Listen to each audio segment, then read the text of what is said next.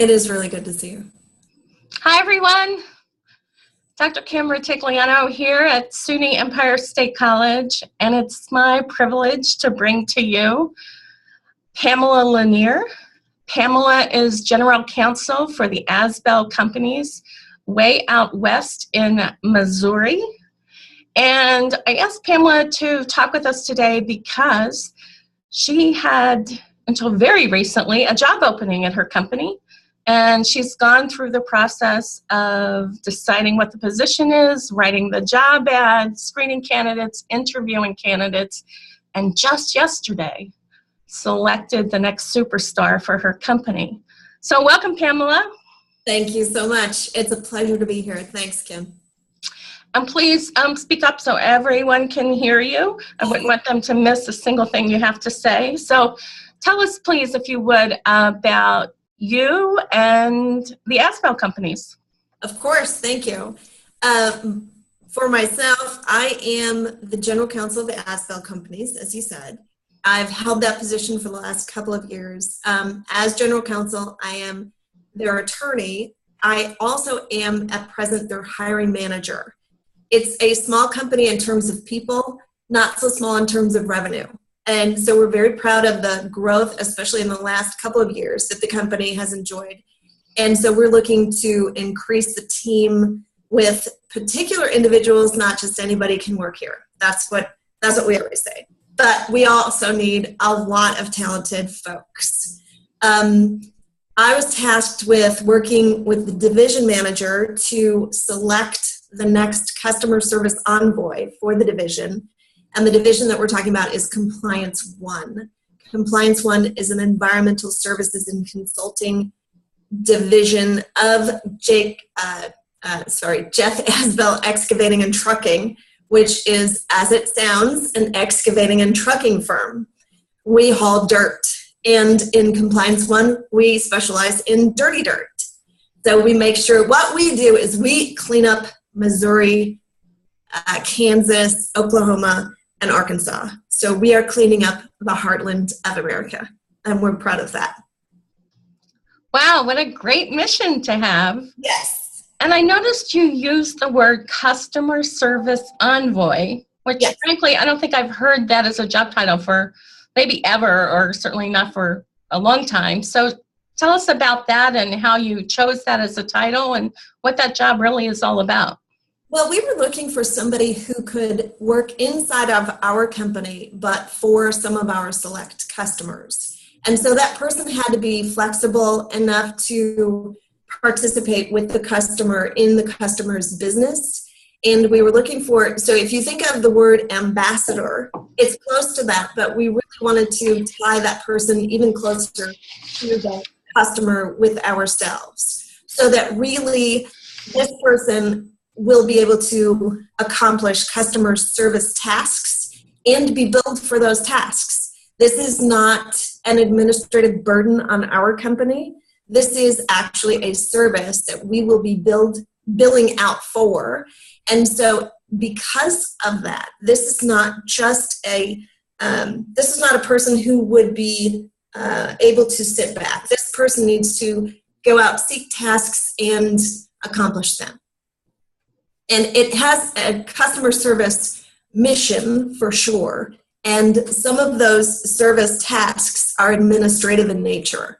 We don't really think that those administrative tasks are small by any means, primarily because we have found people who will pay for them. And in addition to that, I don't think our president thinks that any sort of administrative support is small. It's important, and it needs to be done excellently. So that's really where the genesis of that came from. So Pamela, what was the thought process that you went through as you chose the language for the job ad and delineated the skills and competencies that you were looking for? And then how did you decide where to place the ad? The first thing that we did was we looked to see what the basic skills were that were necessary to accomplish the job scope. And so those include, and as you can see, the Microsoft Office suite. That person has to be proficient in all of that.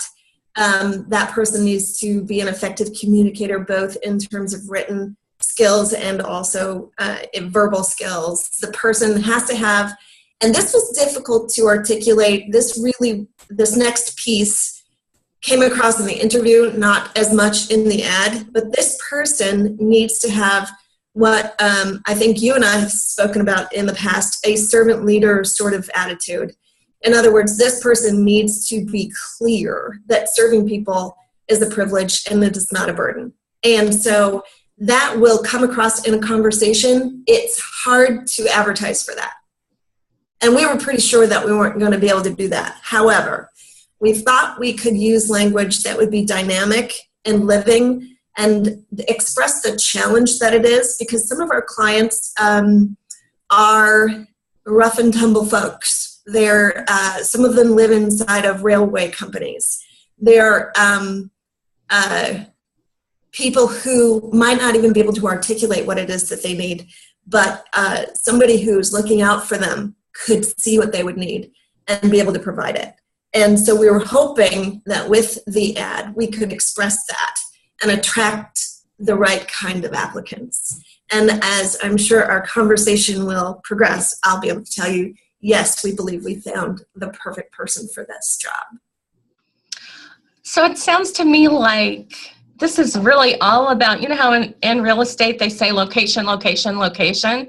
Yes. And what I'm hearing you say is it's really about relationship, relationship, relationship, and how you expect this person to build a strong, powerful, connected relationship with these very special customers of yours, who I suspect have been part of your company for a long time. Am I right about that? Yes. And that the relationship is really what's essential. You are correct. Part of the history of our company includes the untimely death of the founder of the company. And so these relationships that he built with these customers need to be cherished and maintained because he's not here anymore. And so the people that are entrusted with those relationships are very important. Yeah, so I think you're right in suggesting that it's all about relationship. So tell us, how did you choose where to post the ad? How did you screen the candidates? First of all, how many did you get? What was your screening process? And then we'll get into the interviews. Okay, sure. So we placed the ad up on in the company's website. And we also engaged Indeed.com. I think you're probably familiar with that.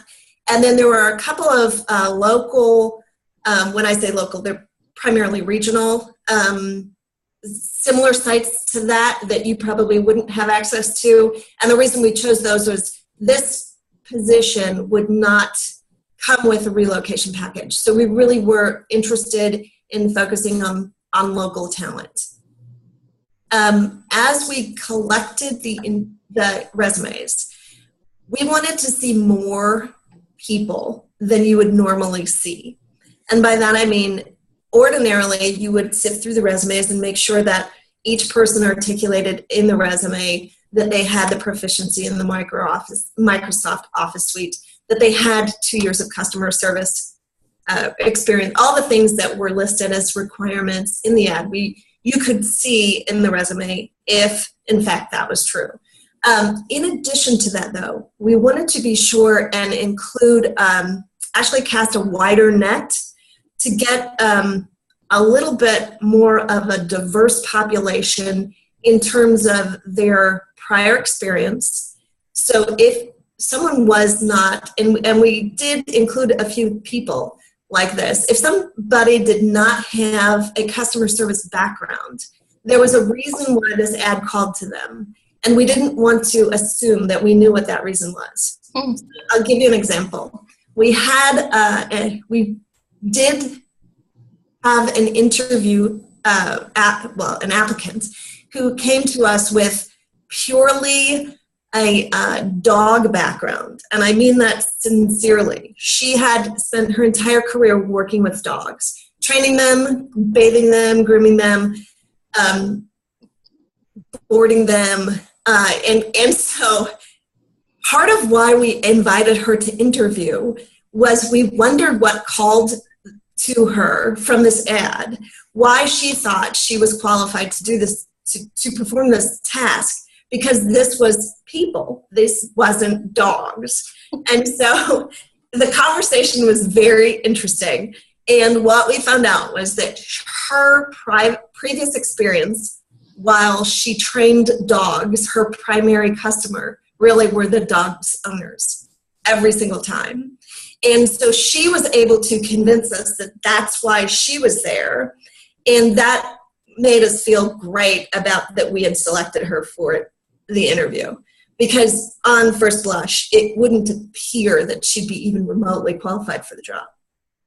But so we went through that process and we cast a wider net and we saw 20 people over 2 days, which was a pretty grueling schedule, but that is fine because that's what the job is. As a hiring manager, seeing just a few people isn't going to guarantee you the correct result. And I'm thinking that we got the correct result in this case.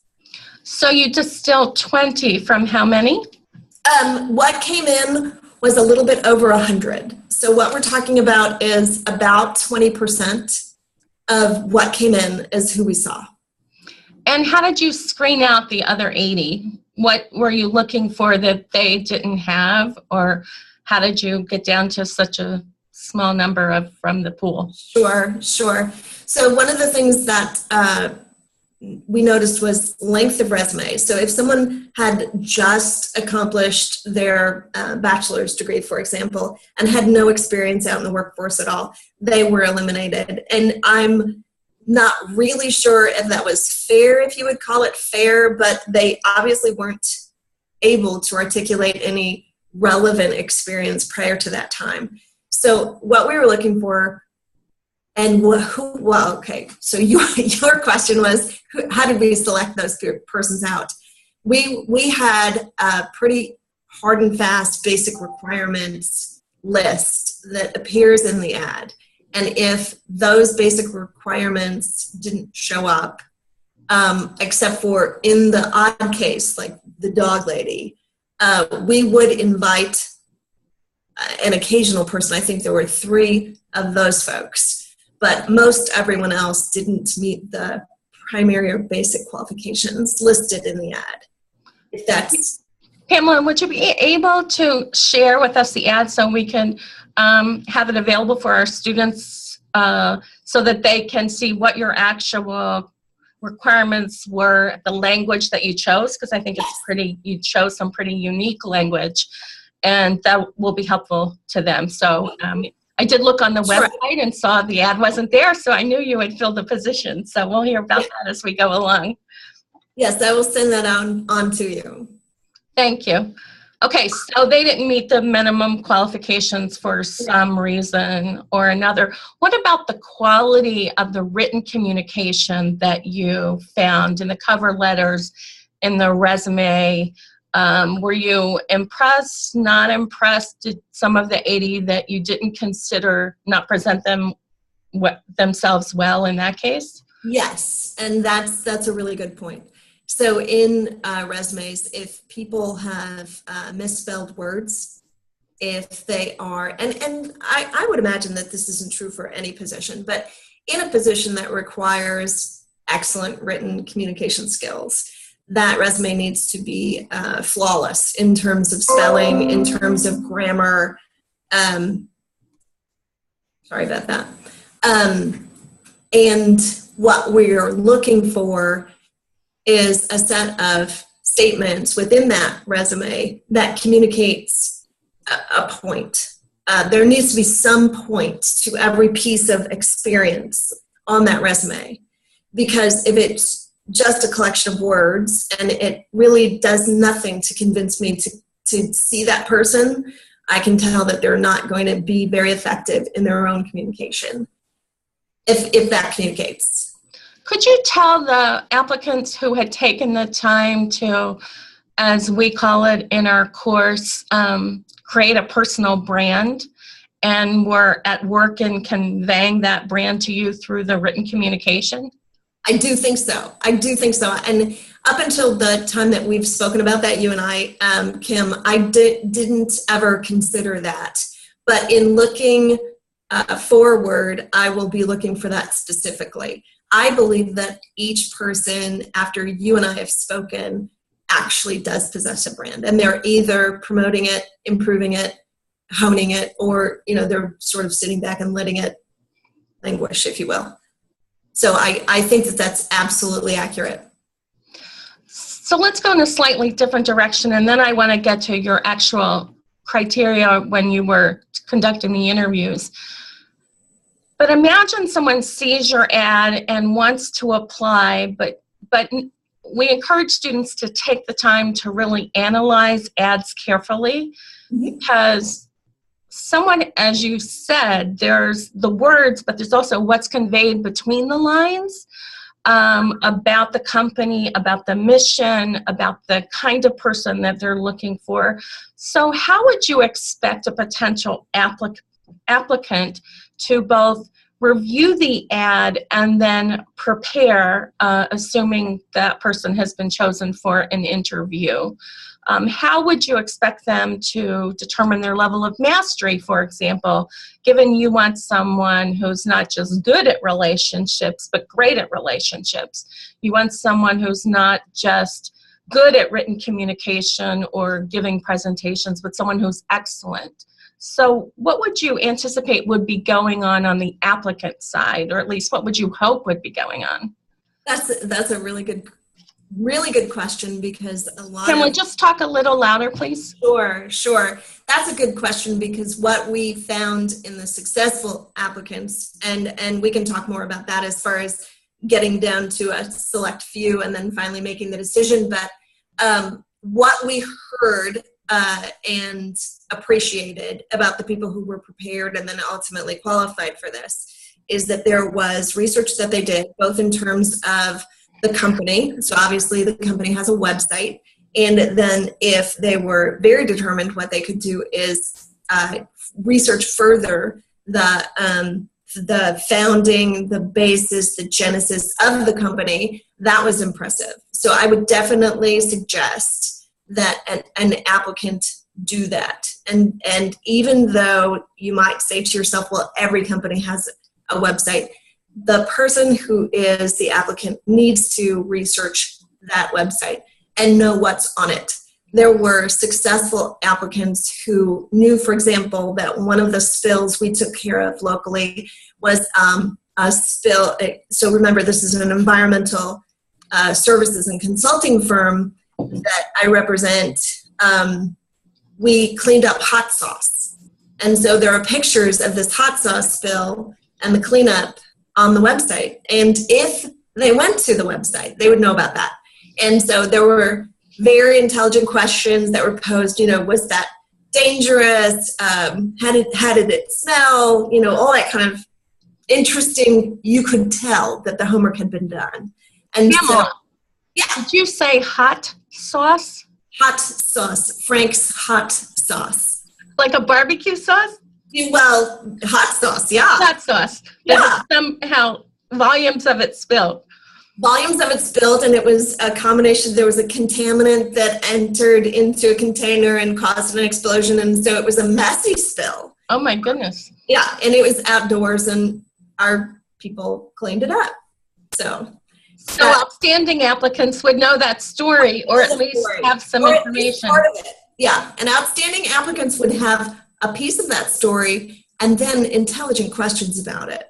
Because one of the things that engages the interviewer is a set of questions. And so one of the things that would be important in the preparation for the interview would be that the applicant would look at the website and develop questions. And these would be sincere questions. These would be questions that they would want to know, well, what was that like?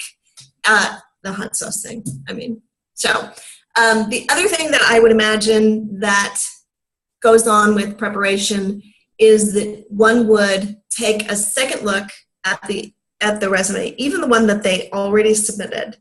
And there were 2 times during our process where people handed us updated resumes. Things had changed even in the short time between when they submitted the application and when they were interviewed.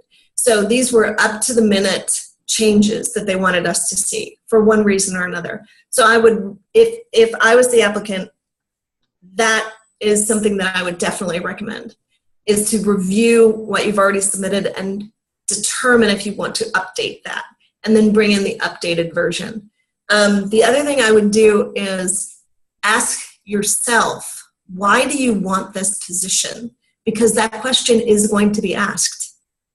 And to have, we heard a number of answers about that.